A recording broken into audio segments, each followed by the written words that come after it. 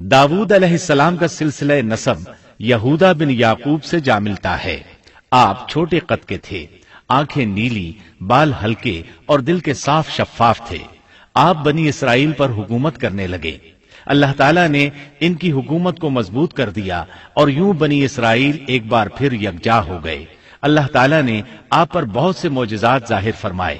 آپ پر ایک کتاب بھی نازل ہوئی جسے زبور کے نام سے جانا جاتا ہے۔ اللہ تعالیٰ سورۃ النساء آیت 163 میں فرماتے ہیں، وَآتَيْنَا دَاوُودَ زَبُورًا، ہم نے داود کو زبور عطا فرمائی۔ آپ تمام انسانوں سے زیادہ خوبصورت آواز والے تھے۔ صحیح بخاری کی ایک حدیث میں ہے کہ ایک مرتبہ رسول اللہ صلی اللہ علیہ وسلم نے ابو موسیٰ اشعری رضی اللہ عنہ کو قرآن مجید کی تلاوت کرتے سنا۔ ان کی آواز بہت خوبصورت تھی۔ آپ ان کی قرات توجہ سے سننے لگے، پھر آپ نے فرمایا، یا ابا موسیٰ لقد اوتیت مزمارا من مزامیر آل داود، اے ابو موسیٰ، تجھے داود علیہ السلام جیسی بہترین آواز عطا کی گئی ہے۔ اللہ تعالیٰ نے آپ کی آواز کو بھی ایک معجزہ بنا دیا، اور وہ ایسے کہ جب داود علیہ السلام زبور کی تلاوت کرتے تو پہاڑ اس کو سن کر آپ کے ساتھ تسبیح شروع کر دیتے، اور جب پرندے یہ آواز سنتے تو ان کے پاس آ کر اپنی گردنیں جھکا کر بیٹھ جاتے اور تسبیح میں ان کے ساتھ شامل ہو جاتے، اپنی جگہ سے حرکت بھی نہ کرتے۔ اللہ تعالی سورہ سبا آیت 10 میں فرماتے ہیں، یا جبال اوبی معه والطیر، اے پہاڑوں، اس کے ساتھ رغبت سے تسبیح پڑھا کرو، اور پرندوں کو بھی یہی حکم ہے۔ خود داود علیہ السلام کے بارے میں اللہ تعالیٰ کا فرمان ہے، واذکر عبدنا داود ذا الأید انه اواب، اور ہمارے بندے داود کو یاد کریں جو بڑی قوت والا تھا، یقیناً وہ بہت رجوع کرنے والا تھا۔ اسی طرح اللہ تعالیٰ سورۃ الانبیاء آیت 79 میں فرماتے ہیں، وسخرنا مع داود الجبال يسبحن والطير وكنا فاعلين، اور ہم نے پہاڑ کو داود کے تابع کر دیا جو تسبیح کرتے تھے، اور پرندوں کو بھی، اور ہم ہی یہ سب کچھ کرنے والے تھے۔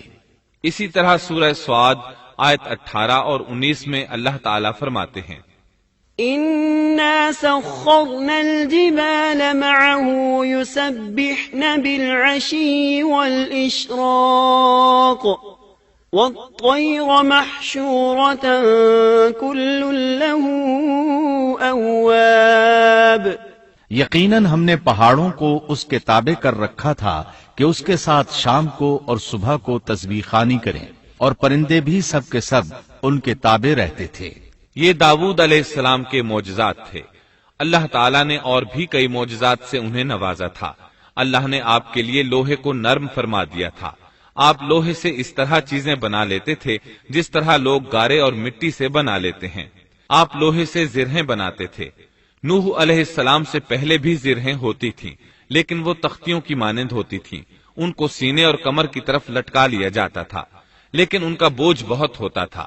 آپ نے لوہے کی کڑیاں اور دائرے بنا کر ان کو خاص انداز میں جوڑ جوڑ کر زرہیں تیار کیں۔ یہ بہت ہلکا لباس تھا اور پورے جسم کو دشمن کے وار سے محفوظ رکھتا تھا۔ اللہ تعالیٰ سورہ سبا آیت 10 اور 11 میں فرماتے ہیں، وَأَلَنَّا لَهُ الْحَدِيدَ أَنِ اعْمَلْ سَابِغَاتٍ وَقَدِّرْ فِي السَّرْدِ وَاعْمَلُوا صَالِحًا إِنِّي بِمَا تَعْمَلُونَ بَصِيرٌ، اور ہم نے اس کے لیے لوہا نرم کر دیا کہ تو پوری پوری زرہیں بنا اور جوڑوں میں اندازہ رکھ، تم سب نیک کام کیا کرو، یقین مانو کہ میں تمہارے اعمال دیکھ رہا ہوں۔ ان آیات میں اللہ تعالیٰ فرماتے ہیں کہ داود علیہ السلام کو ہم نے حکم دیا کہ زرہیں لوگوں کے لیے نہایت موزوں ہونی چاہیے، ان کی کڑیوں کو بڑے مناسب انداز میں جوڑنا، نہ اس قدر موٹی ہوں کہ ان کا وزن بڑھ جائے، نہ اس قدر پتلی کہ جلد کٹ جائیں اور اپنا مقصد پورا نہ کر سکیں۔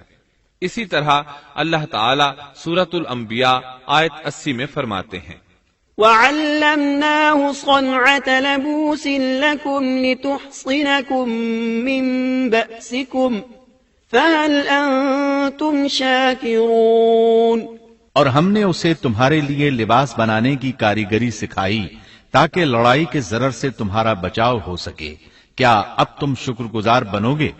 بہرحال اس صنعت کے موجد داؤد علیہ السلام ہیں۔ اللہ تعالی نے آپ کی حکومت کو خوب مضبوط کیا، آپ کو زبردست فضائل اور معجزات سے مالا مال کیا۔ اللہ تعالی سورۃ صاد آیت 20 میں فرماتے ہیں وَشَدَدْنَا مُلْكَهُ وَآتَيْنَاهُ الْحِكْمَةَ وَفَصْلَ الْخِطَابِ، اور ہم نے اس کی سلطنت کو مضبوط کر دیا تھا اور اسے حکمت دی تھی اور بات کا فیصلہ سمجھا دیا تھا۔ آپ لوگوں کے درمیان نہایت عادلانہ فیصلے فرماتے تھے، آپ نبی بھی تھے، بادشاہ بھی اور قاضی بھی۔ آپ کی حکومت کے متعلق کئی احکامات نازل ہوئے، ان میں سے قرآن مجید میں ایک حکم عجیب انداز سے آیا ہے۔ ہوا یوں کہ آپ نے عبادت اور عدالت کے لیے اوقات مقرر کر رکھے تھے، عبادت کے لیے ایک جگہ بنوا رکھی تھی، دن میں فیصلے کرتے، رات کو عبادت۔ جب عبادت کرتے تو کسی کو ان کے پاس آنے کی اجازت نہیں تھی۔ ایک روز ایسا ہوا کہ 2 آدمی بغیر اجازت اندر آ گئے، دروازہ بند تھا لیکن وہ دیوار پھاند کر اندر آ گئے۔ آپ ڈر گئے کہ کہیں حملہ آور نہ ہو۔ اللہ تعالیٰ سورۃ صاد آیت 21 اور 22 میں فرماتے ہیں وَهَلْ أَتَاكَ نَبَأُ الْخَصْمِ إِذْ تَسَوَّرُوا الْمِحْرَابَ إِذْ دَخَلُوا عَلَى دَاوُودَ فَفَزِعَ مِنْهُمْ قَالُوا لَا تَخَفْ خَصْمَانِ بَغَى بَعْضُنَا عَلَى بَعْضٍ فَاحْكُم بَيْنَنَا بِالْحَقِّ وَلَا تُشْطِطْ وَاهْدِنَا إِلَى سَوَاءِ الصِّرَاطِ۔ اور کیا تجھے جھگڑا کرنے والوں کی بھی خبر ملی جبکہ وہ دیوار پھاند کر محراب میں آ گئے؟ جب یہ داؤد کے پاس پہنچے تو وہ ان سے ڈر گئے، وہ کہنے لگے خوف نہ کیجیے، ہم مقدمہ کے 2 فریق ہیں، ہم میں سے ایک نے دوسرے پر زیادتی کی ہے، لہٰذا آپ ہمارے درمیان حق کے ساتھ فیصلہ کر دیجئے اور ناانصافی نہ کیجیے اور ہمیں سیدھی راہ بتا دیجئے۔ داؤد علیہ السلام نے فرمایا بتاؤ تمہارا کیا مسئلہ ہے؟ ان میں سے ایک نے کہا إِنَّ هَذَا أَخِي لَهُ 99 نَعْجَةً وَلِيَ نَعْجَةٌ وَاحِدَةٌ فَقَالَ أَكْفِلْنِيهَا وَعَزَّنِي فِي الْخِطَابِ۔ یہ میرا بھائی ہے، اس کے پاس 99 دمبیاں ہیں اور میرے پاس ایک ہی دمبی ہے، لیکن یہ مجھ سے کہہ رہا ہے کہ اپنی یہ ایک بھی مجھے دے دے اور مجھ پر بات میں بڑی سختی برتتا ہے۔ اس آیت کی تفسیر میں ہے کہ ایک دمبی والے بھائی نے کہا یہ میرا بھائی بہت چالاک ہے، برے طریقے سے بات کرتا ہے، کہتا ہے کہ میری دمبیاں چرنے جاتی ہیں تو اس اپنی ایک دمبی کو بھی ان کے ساتھ بھیج دیا کرو۔ جب میری دمبی اس کی دمبیوں کے ساتھ آنے جانے لگ گئی تو اب یہ کہتا ہے کہ یہ بھی میری ہے، اب میں خالی ہاتھ ہوں۔ اس طرح میں اس کے ظلم کا نشانہ بن چکا ہوں۔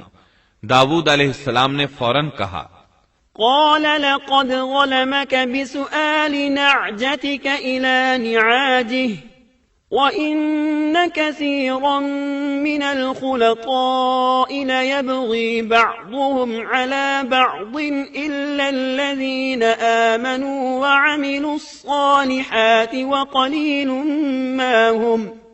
اس کا اپنی دمبیوں کے ساتھ تیری ایک دمبی ملا لینے کا سوال واقعی تیرے اوپر ایک ظلم ہے، اور اکثر حصے دار اور شریک ایسے ہی ہوتے ہیں کہ ایک دوسرے پر ظلم کرتے ہیں، سوائے ان لوگوں کے جو ایمان لائے اور جنہوں نے نیک عمل کیے، اور ایسے لوگ بہت ہی کم ہیں۔ داؤد علیہ السلام نے دوسرے بھائی کی بات سنے بغیر ہی اسے ظالم ٹھہرا دیا۔ آپ کا فیصلہ سنتے ہی دوسرا بول اٹھا، آپ نے میری بات تو سنی ہی نہیں اور فیصلہ دے دیا، پہلے آپ میری بات تو سنتے۔ داؤد علیہ السلام فوراً بھانپ گئے کہ ان سے غلطی ہوئی ہے اور سمجھ گئے کہ یہ اللہ تعالیٰ کی طرف سے آزمائش ہے۔ آپ نے فوراً توبہ کی، اللہ کی طرف رجوع کیا اور استغفار کرنے لگے۔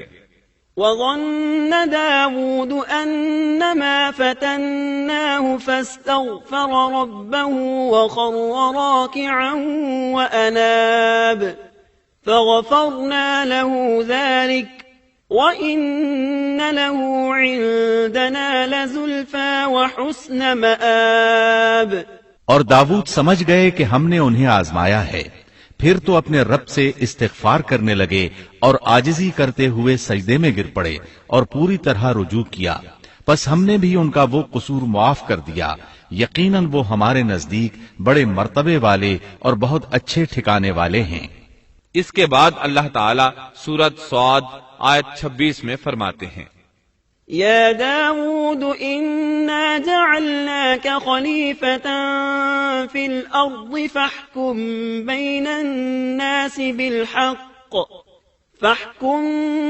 الناس بالحق ولا تتبع الهوى فيضلك عن سبيل الله إن الذين يضلون عن سبيل الله لهم عذاب شديد بما نسوا يوم الحساب۔ اے داود، ہم نے تمہیں زمین میں خلیفہ بنا دیا، تم لوگوں کے درمیان حق کے ساتھ فیصلہ کیا کرو اور اپنی نفسانی خواہش کی پیروی نہ کرو، ورنہ وہ تمہیں اللہ کی راہ سے بھٹکا دے گی۔ یقیناً جو لوگ اللہ کی راہ سے بھٹک جاتے ہیں ان کے لیے سخت عذاب ہے، اس لیے کہ انہوں نے حساب کے دن کو بھلا دیا ہے۔ اس طرح داود علیہ السلام اللہ تعالیٰ کے اس فرمان کے مطابق فیصلے کرنے لگے۔ اللہ کے ہاں ان کا احترام اور اکرام اور بڑھ گیا۔ آپ کثرت سے روزے رکھتے اور خوب عبادت کرتے۔ آپ اس وقت تمام انسانوں سے بڑھ کر اللہ کی عبادت کرنے والے تھے۔ امام بخاری نے ایک حدیث نقل کی ہے جس کے الفاظ کچھ اس طرح ہیں، احب الصلاة الى اللہ صلاة داود واحب الصيام الى اللہ صيام داود وكان ينام نصف الليل ويقوم ثلثه وينام سدسه وكان يصوم يوما ويفطر يوما ولا يفر اذا لاقى۔ اللہ تعالیٰ کے نزدیک سب سے محبوب نماز داود علیہ السلام کی نماز ہے، اور اللہ تعالیٰ کی طرف سب سے محبوب روزہ داود علیہ السلام کا روزہ ہے۔ وہ رات کا آدھا حصہ نیند فرماتے، اس کے بعد تہائی رات قیام کرتے اور رات کے چھٹے حصے میں سو جاتے تھے۔ ایک دن روزہ رکھتے اور ایک دن روزہ چھوڑ دیتے تھے۔